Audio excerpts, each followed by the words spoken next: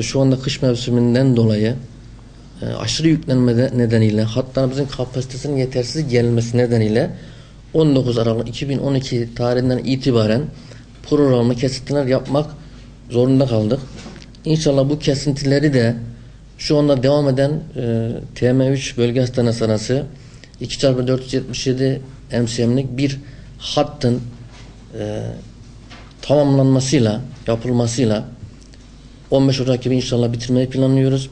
Bu kesintileri yapmak zorunda kalmayacağız. Yani kesintiler %90 programlı kesintiler bitecek. Burada bu hattın gecikmesinin sebebi de tabi bunu söylemek de çok hoş bir şey değil ama artık söylemek zorundayız.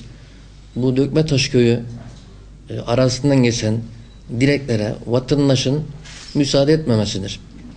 İnşallah biz bunu bir şekilde, başka çaremiz yok, yapacağız. Yaptıktan sonra da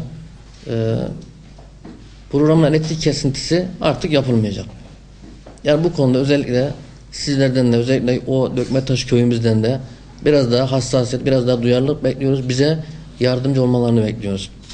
TİH tarafından yapılan TM1'de 100 emmalık trafo çalışmaları devam etmektedir. İnşallah Şubat ayında devreye gireceğini ifade ettiler.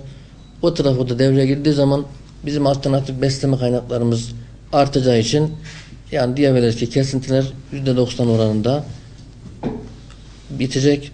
Bundan sonra kesinti falan yapmayacağız.